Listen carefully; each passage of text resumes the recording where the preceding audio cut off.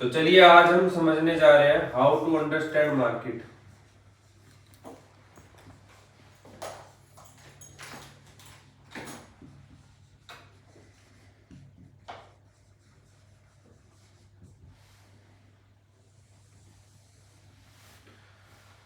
तो अगर आपको स्टॉक मार्केट को समझना है, क्योंकि देखिए हमारे पास अगर देखें तो लिस्टेड कंपनियां 5,000 से भी ज्यादा लिस्टेड कंपनी है और हर साल इसमें कंपनियां ऐड हो रही हैं। तो हम सभी की सभी कंपनियों के बारे में इंफॉर्मेशन नहीं रख सकते, लेकिन हमें एक ऐसा रिप्रेजेंटेटिव इंडेक्स चाहिए जो इस सारी मार्केट को रिप्रेजेंट करता हो। तो उसके लिए हमारे पास जो इंडेक्स है वो निफ्टी 50 और सेंसेक्स।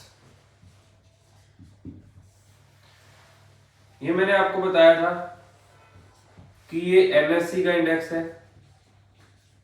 एनएससी और बीएससी हमारी दो स्टॉक एक्सचेंज है। अब देखिए ये क्या है, ये निफ्टी 50 और सेंसेक्स दोनों ऑलमोस्ट एक ही तरह के इंडेक्स है। मतलब हम एक बार समझने के लिए ये कह सकते हैं कि दोनों सेम ही है, लेकिन इसमें कंपनियां जो इसमें है वो इसमें भी है, लेकिन इसमें 30 कंपनीज होती हैं। ये पुराना है और ये नया इंडेक्स है। ये ज्यादा स्ट्रॉन्गर रिप्रेजेंटेटिव है, ये भी है लेकिन ये ज्यादा स्ट्रॉन्गर है। अब इसमें 50 कंपनीज है, मतलब इसमें 50 कंपनीज की लिस्ट है और उसके बेस पे इसकी एक वैल्यू बनती है। जो अभी आप फिलहाल में चेक करेंगे तो निफ्टी की अभी वैल्यू चल रही है 25,600 से 700 के बीच में।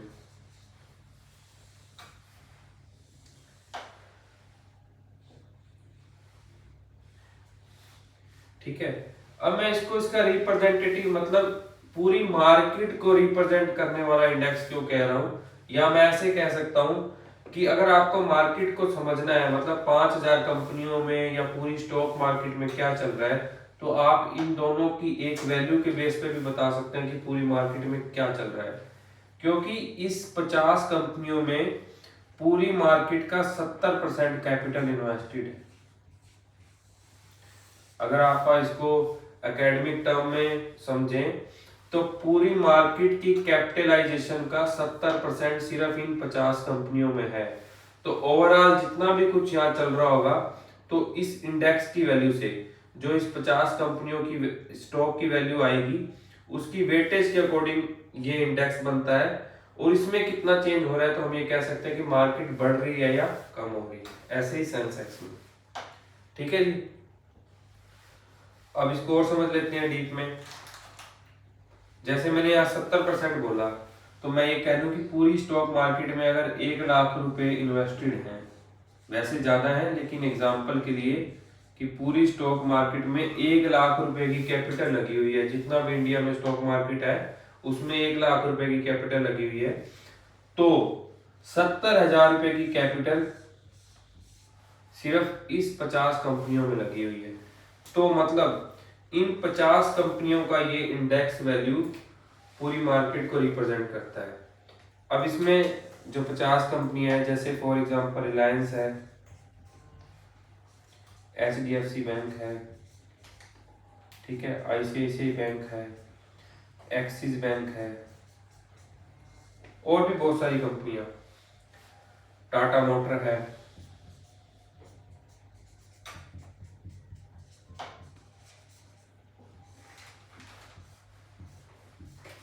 अब इन कंपनियों का एक वेटेज है, मतलब मान लो ये वेटेज है 30%, मतलब पूरे इंडेक्स का 30% सिर्फ एक स्टॉक से आता है। ऐसे इसका वेटेज है 15%, 10%, 7%। ये कम या ज्यादा हो सकता है, मैंने सिर्फ आपको समझाने के लिए बताया। अब ये समझते हैं कि इनका ये वेटेज किस बेस पे आता है। कि आपने कह दिया कि निफ्टी 50 का जो इंडेक्स है उसमें इन स्टॉक्स का अलग अलग वेटेज है, तो वो डिपेंड करता है इनकी कैपिटल के ऊपर।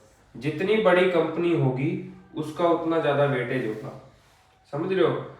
अब आप ये समझ के देखो कि पॉलिटिकल पार्टीज हैं, 4 पॉलिटिकल पार्टीज हैं, इनके पास अपने अपने MLA हैं।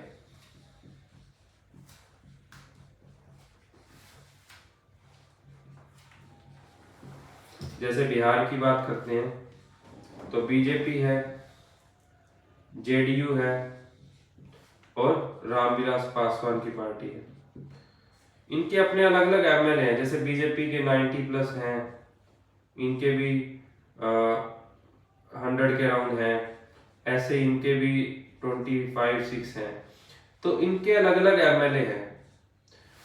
अब इनको जो पोर्टफोलियो मिलेगा मिनिस्ट्री का, जो इनको मिलेगा कि किसके पास कितने मंत्रालय होंगे, तो इस पे डिपेंड करेगा कि इनके कितने एमएलए हैं। जिसके जितने ज्यादा एमएलए होंगे उनको वैसे ही मिनिस्ट्री मिल जाएगी। जैसे इनको 2 मिनिस्ट्री मिल गई, इनको 8 मिल गई, इनको 10 मिल गई, इस तरह से। ऐसे ही इनका वेटेज डिपेंड करेगा कि ये कितनी बड़ी कंपनी है, कितना कैपिटल इन्वेस्टेड है। ठीक है जी। तो अब यहाँ पे मोटी मोटी बात समझने वाली क्या है कि जब भी आप स्टॉक मार्केट में कोई भी एक्टिविटी करोगे, आपको इस इंडेक्स को देखना जरूरी है। मतलब इसमें जो ऊपर नीचे हो रहा है, सपोज करो आज मार्केट क्लोज हुई 25,980 या फिर 25,400, तो इसमें लगभग 300 पॉइंट पॉजिटिव हुई, इसमें 300 पॉइंट माइनस हुई। तो यहाँ 1% माइनस में हुआ और यहाँ 1% प्लस में हुआ। तो इसका मतलब क्या है कि यहाँ मार्केट 1% पॉजिटिव है, यहाँ माइनस है। तो हमें अगर इस इंडेक्स की वैल्यू का पता है ना, अगर हम लाइव मार्केट में इस इंडेक्स की वैल्यू को देख रहे हैं, तो हमें मोटा मोटा ये पता चलता रहेगा कि मार्केट बढ़ रही है या कम हो रही है। क्योंकि आप ये देखो कि 5,000 कंपनियों में से 50 कंपनियां ऐसी हैं जो इस इंडेक्स में है और वो 70% इस टोटल कैपिटल का रिप्रेजेंट करती हैं। तो कोई भी आप स्टॉक ट्रेड करेंगे तो उसके साथ आपको निफ्टी 50 की वैल्यू देखनी जरूरी है। अगर ये बढ़ रही है तो 70% केसेस में होगा कि आपकी स्टॉक की वैल्यू भी बढ़ रही है, क्योंकि पॉजिटिव कोरिलेशन होता है।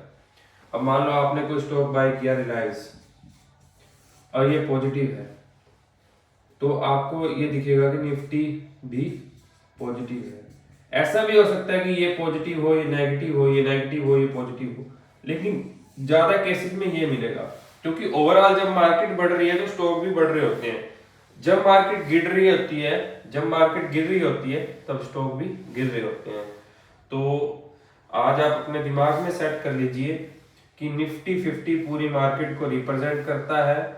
जो इसमें ऊपर नीचे हो रहा है मतलब पूरी स्टॉक मार्केट में वो ही बिहेवियर चल रहा है। ठीक है जी। ये एक्चुअल में कोई शेयर नहीं होता, लेकिन हम इसको भी परचेज कर सकते हैं। ये सिर्फ सेटलमेंट के लिए होता है। मतलब इसमें आपको शेयर्स जो होते हैं वो एक्चुअल में मिलते हैं, लेकिन इसमें आपको कोई भी फिजिकल डिलीवरी नहीं मिलती। लेकिन सपोज आपने इसको बाय कर लिया 25,500 पे, 1 महीने का कॉन्ट्रैक्ट होता है, तो 1 महीने बाद इसकी वैल्यू होगी 25,700, तो आपको 200 पॉइंट प्लस हो जाएगा। मतलब एक लॉट आपने परचेज किया था, एक लॉट है 65 यूनिट का, तो आपका टोटल प्रॉफिट हो जाएगा 13,000 का। ऐसे ही मान लो आपने 25,500 पे परचेज किया, इसकी वैल्यू आ गई 300, 25,300, तो इसका मतलब क्या है कि ये 200 पॉइंट माइनस हो गया, तो आपका 13,000 का लॉस हो जाएगा। इसमें कुछ आया नहीं, कुछ गया नहीं, लेकिन प्रॉफिट लॉस सेटल होता है सिर्फ इंडेक्स में। इसके बारे में और आगे डिटेल में पढ़ेंगे, लेकिन यहाँ मुझे आपको ये बताना है कि मार्केट को समझना है ना, तो इसको डेली देखना जरूरी है। तो आप जब अपना डीमेट अकाउंट ओपन करेंगे ना, तो ऊपर ही ऊपर आपको 2 इंडेक्स दिख रहे होंगे, एक तो निफ्टी 50 और एक निफ्टी बैंक। उसके बारे में हम बाद में बात करेंगे, लेकिन निफ्टी 50 आपको लेफ्ट कॉर्नर में ऊपर ऊपर देखने को मिलेगा। चलिए, अभी हमने 5,000 कंपनीज की बात की थी। अब हम इन 5,000 कंपनीज को 3 कैटेगरीज में डिवाइड करेंगे।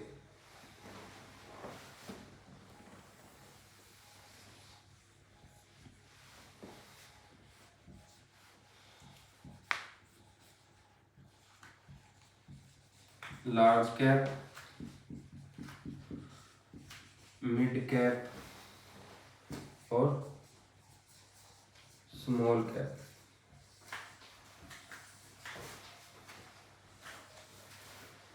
अभी ये आप देख रहे हैं ना, कैप मतलब कैपिटल,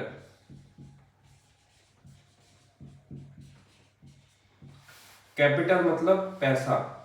तो जिन कंपनियों में मोटा पैसा लगा होता है वो लार्ज कैप में आती है, मतलब बड़े प्लेयर्स, बड़ी कंपनियां, मार्केट के लीडर, जैसे रिलायंस इंडस्ट्री, रिलायंस मतलब रिलायंस इंडस्ट्री RIL के नाम से है। ऐसे जिंदल, टाटा,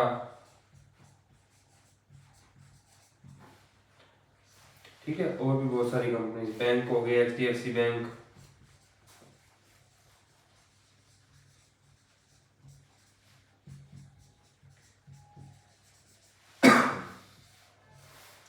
ठीक है, अब हमने यहाँ समझना क्या है कि ये जो लार्ज कंपनी है ना, अगर थोड़ा बहुत मार्केट में कुछ अनफेवरेबल होता है तो इनको कम नुकसान होता है, क्योंकि ये बड़े प्लेयर होते हैं, ये अपने अंदर ऑब्जर्व कर लेते हैं, कुछ चीजें ऐसी होती हैं जो इतनी जल्दी इनको इफेक्ट नहीं करती। जैसे कि आप तो ये जो बड़े प्लेयर होते हैं इनमें रिस्क कम होता है और स्टेबिलिटी ज्यादा होती है, और इनका रिटर्न रहता है वो स्टेबल होता है, जैसे 15 से 18%। ये कम ज्यादा भी हो सकता है, लेकिन हम एवरेज रिटर्न की बात करें, ये मेरा मानना है यहाँ पे पर एनम जो रिटर्न है, मतलब आपने 1 लाख रुपए इन्वेस्ट किए तो 1 साल बाद 15,000 और 18,000 का रिटर्न। ये स्टेबल क्यों होता है, यहाँ रिस्क कम क्यों होता है, क्योंकि ये मार्केट लीडर होते हैं। अब आप देखिए 2 शॉप है, एक स्मॉल है एक बिग है, तो कई बार क्या होता है कि कुछ बिजनेस अच्छा नहीं चल रहा तो ये तो बंद होने के कगार पे आ जाएगा, लेकिन ये काफी टाइम तक स्टेबल रहेगा, एग्जिस्ट करेगा, और फिर भी ये परफॉर्म करता रहेगा, क्योंकि इसकी पावर ज्यादा है, पैसा ज्यादा है। ठीक है, लेकिन इसमें रिटर्न भी स्टेबल होते हैं, क्योंकि इसके ग्रोथ अपॉर्चुनिटी ज्यादा होती है स्मॉल में। स्मॉल कंपनी बड़ा होने का पोटेंशियल बहुत होता है, क्योंकि ये एक लेवल पे पहुंच चुकी है, पुरानी कंपनी है, तो इसमें स्टेबिलिटी होती है।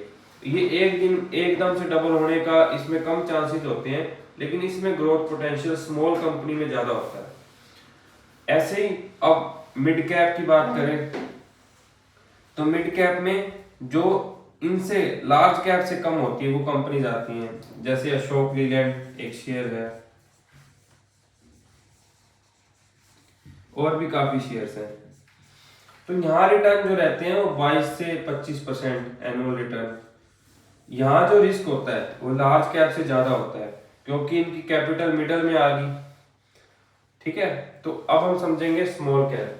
यहाँ पे ग्रोथ अपॉर्चुनिटीज बहुत ज्यादा होती हैं, इनका रिटर्न 30 से 40% तक जाता है एनुअल, मतलब 1 लाख रुपए इन्वेस्ट किए तो साल बाद वो 40,000, मतलब 1,40,000 बन जाता है। लेकिन यहाँ रिस्क ज्यादा होता है। रिस्क ज्यादा होने का मैंने आपको बताया कि कोई भी ऐसी अनसर्टेनिटी होती है या कुछ भी ऐसा मार्केट को इम्पैक्ट करता है तो सबसे ज्यादा इनको इम्पैक्ट करता है, तो इनके जो प्राइसेस हैं वो जल्दी रिड्यूस होते हैं, तो रिस्क ज्यादा है। हमेशा समझ लेना स्टॉक मार्केट में रिस्क के साथ रिटर्न चलता है। जितना ज्यादा रिस्क होगा उतना ज्यादा रिटर्न होगा, ये बात हमेशा ध्यान कर लेना। जितना कम रिस्क होगा उतना कम रिटर्न होगा। जैसे अब बैंक में हमें पता है कि हमें फिक्स इनकम मिलनी है, इंटरेस्ट मिलना ही मिलना है, कुछ भी हो जाए हमें जो ब्याज फिक्स है वो मिलता ही है, तो वहां ब्याज कितना रहता है, 6%। ठीक है, क्योंकि रिस्क है ही नहीं ना उसमें, तो हमेशा रिस्क के साथ रिटर्न चलता है। लेकिन समझना क्या है यहाँ पे, रिस्क मैनेजमेंट।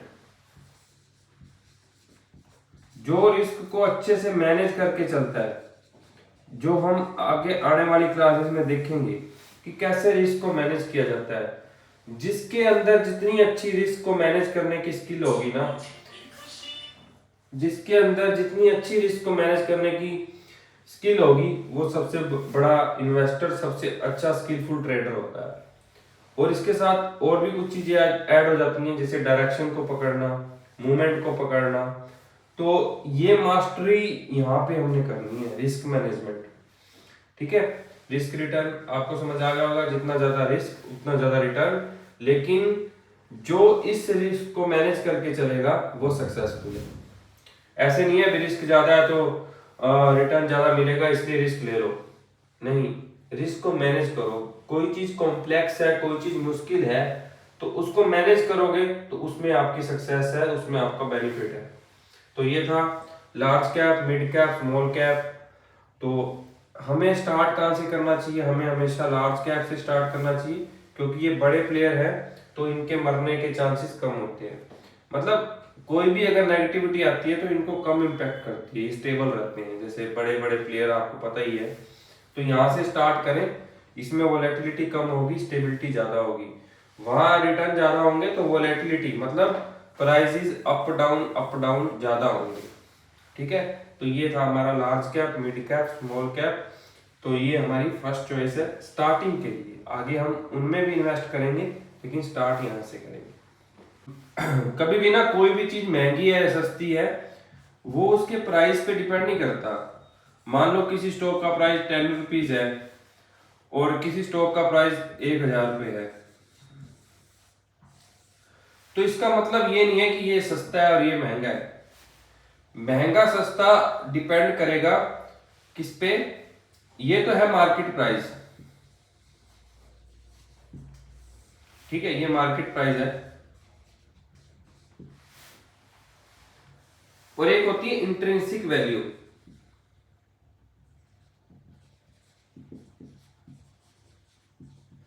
या आप इसको कह लो बुक वैल्यू। जो कंपनी की एसेट होती है ना, कंपनी की जो बैलेंस शीट है, उसमें उसके पास कितनी मशीनें हैं, कितनी जमीन है, कितनी फैक्ट्रियां हैं, उन सब की ना एक बैलेंस शीट में ना एक वैल्यू लिखी होती है। उसके बेस पे पता चलता है कि टोटल कंपनी है 5 लाख रुपए की। ठीक है, 5 लाख की कंपनी है और कंपनी ने मान लो 1 लाख शेयर इशू कर रखे हैं, तो एक शेयर की वैल्यू कितनी होगी? रियल में वैल्यू कितनी होगी? 5 रुपए।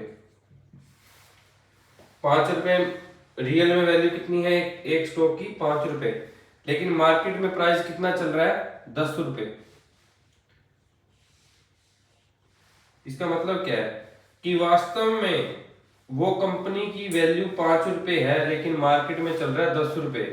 तो इसका मतलब क्या है? ओवर वैल्यू है, अपनी वैल्यू से ऊपर जा चुका है। तो हमें हमेशा कौन से स्टॉक ढूंढने होते हैं, ये मैं आपको कैलकुलेट करना सिखाऊंगा कि अंडर वैल्यू और ओवर वैल्यू हम कैसे ढूंढते हैं। तो हमें हमेशा कौन से स्टॉक चाहिए होते हैं? जो अंडर वैल्यू है। जैसे मान लो इसकी एक्चुअल में वर्थ होती 11 रुपए और अभी मार्केट में 10 रुपए का चल रहा है, तो अपनी वैल्यू से कम चल रहा है, तो हम इसको परचेज करेंगे तो हमें बेनिफिट होगा। तो हमें कौन से ढूंढने होते हैं? हमेशा अंडर वैल्यू स्टॉक ढूंढने होते हैं। प्राइस से कोई लेना देना नहीं है। अब मान लो यही कंपनी ने 100 शेयर इशू कर रखे होते, ठीक है, तो एक स्टॉक की वैल्यू कितनी आ गई? 5,000 रुपए। ठीक है, तो वैल्यू का यहाँ मैटर ही नहीं है। क्वांटिटी जितनी बढ़ जाएगी वो तो प्राइस उतना रिड्यूस होता रहेगा। मैटर ये करता है कि बुक वैल्यू और मार्केट प्राइस में डिफरेंस कितना है, स्टॉक महंगा या सस्ता, वहां से पता चलेगा। ये जस्ट क्वांटिटी है प्राइस को कैलकुलेट करने के लिए। चलिए,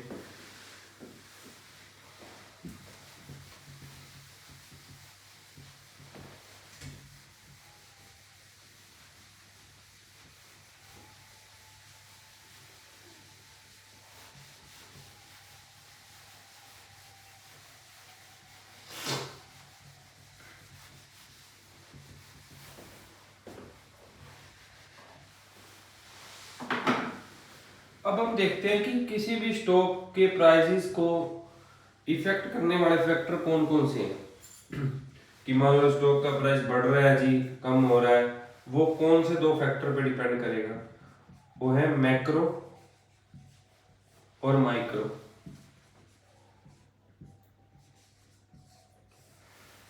ये जो मैक्रो फैक्टर होते हैं ये पूरी कंट्री से रिलेटेड होते हैं,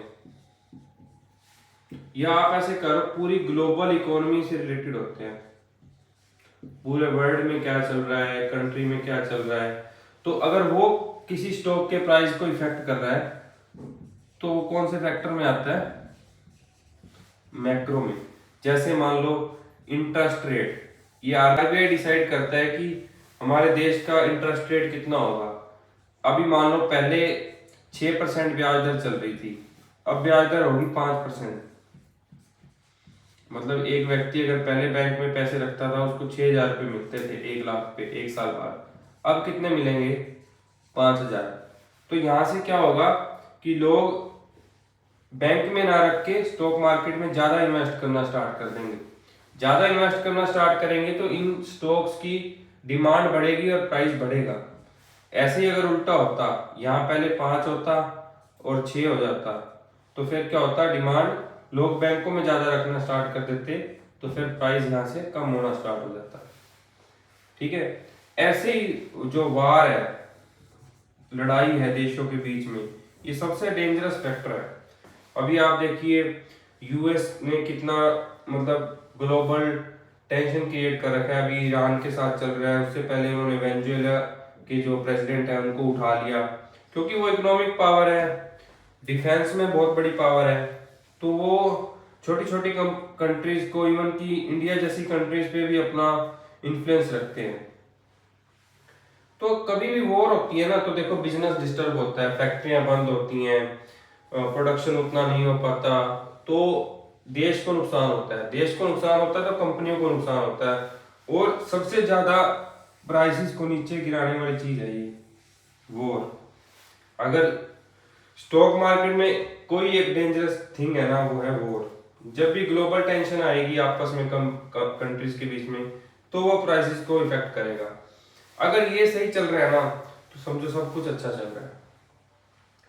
ठीक है, और भी बहुत सारे मैक्रो फैक्टर्स हैं जैसे मतलब टैक्स की स्लैब को बढ़ा दिया, पहले 5 लाख तक टैक्स एग्जाम था, अब 12 लाख तक टैक्स एग्जाम है, मतलब 12 लाख की इनकम तक टैक्स नहीं लगेगा। तो इससे क्या होगा कि कंज्यूमर के पास इनकम ज्यादा बचेगी, इनकम ज्यादा बचेगी तो वो अलग अलग चीजों में स्पेंड करेगा, कंपनियों का धंधा बढ़ेगा। ठीक है ना।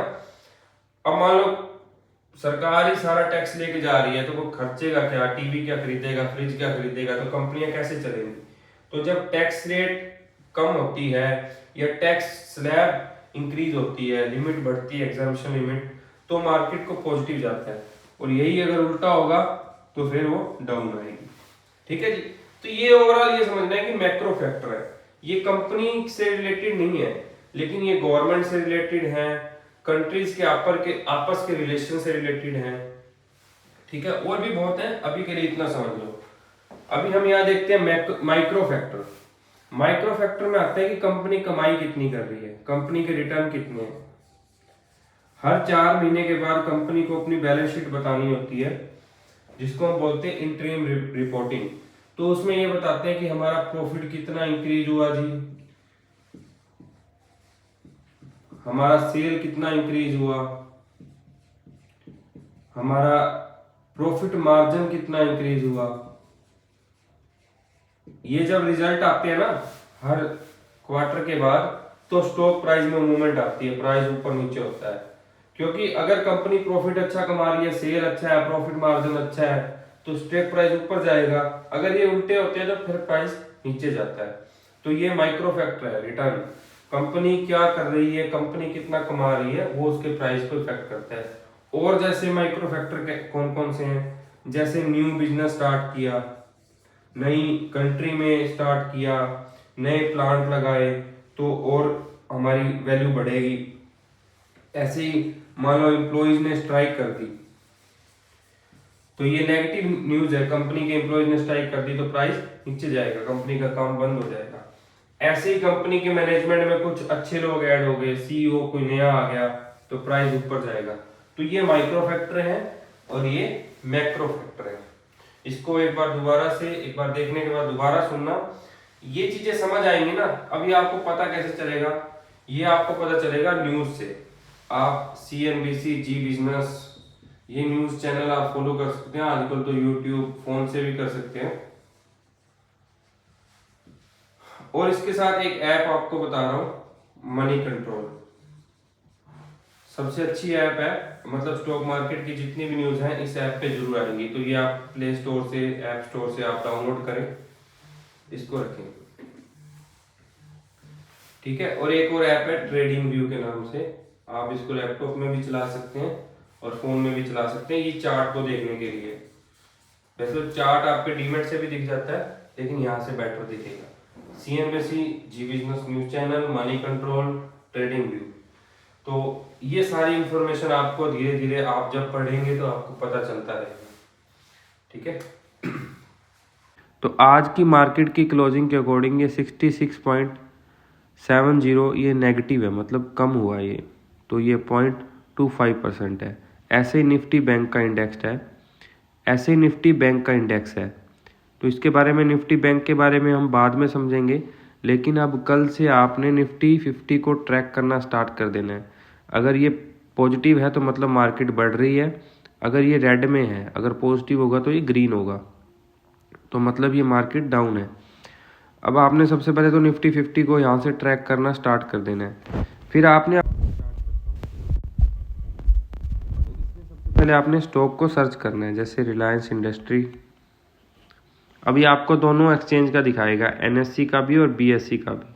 और ये नीचे F&O के हैं, मतलब ये हम बाद में देखेंगे। अभी के लिए ये स्टॉक ये है, NSE और BSE आपको जो दिख रहा है, हमने यहाँ प्लस पे क्लिक कर देना है, मतलब ये रिलायंस इंडस्ट्रीज हमारी वॉच लिस्ट में ऐड हो चुका है। ऐसे ही हम HDFC बैंक,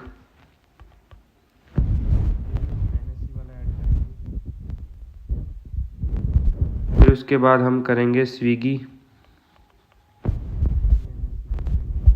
फिर उसके बाद अशोक लीलैंड,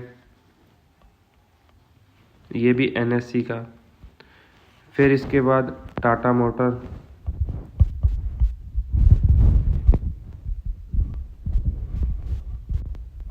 से देखिए ये आपके ऐड हो चुके हैं। टाटा मोटर नहीं हुआ, हम फिर से कर लेते हैं।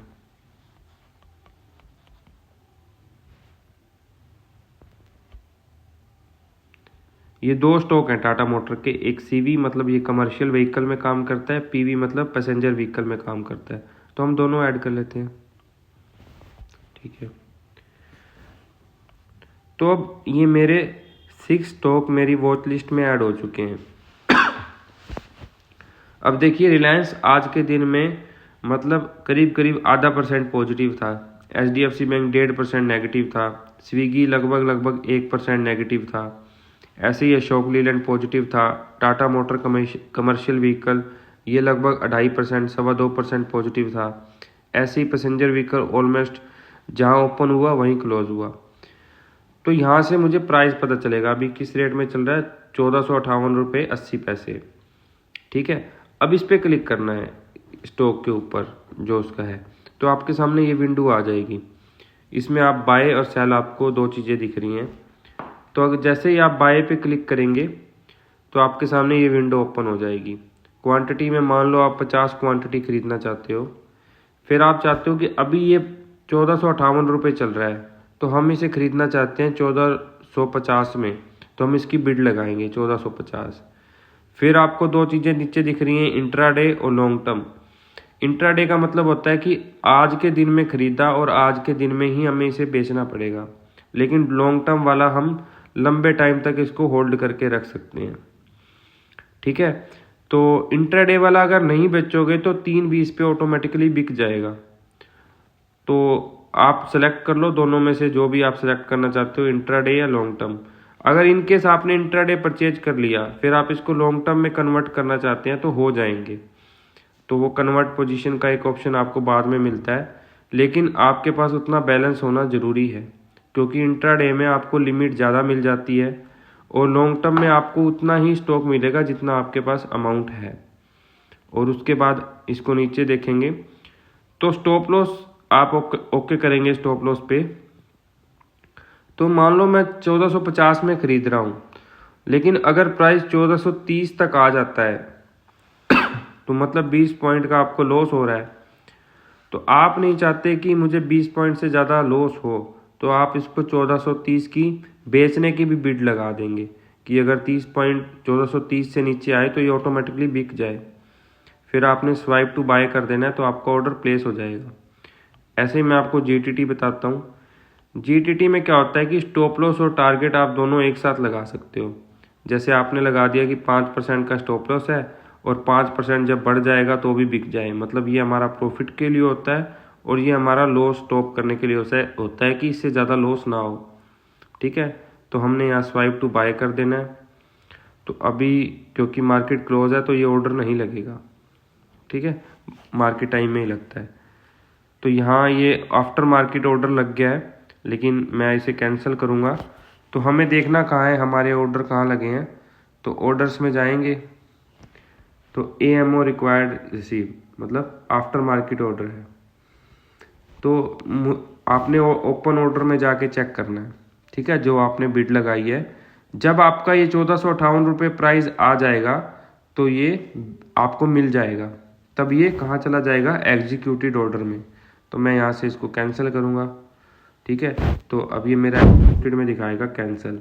ये वैसे मेरे आज के दिन के ऑर्डर हैं जो मैंने अपने रियल ऑर्डर प्लेस किए थे, उनकी डिटेल है, ठीक है। तो इस तरह से आप किसी स्टॉक को बाय और ऐसे ही आप सेल कर सकते हो।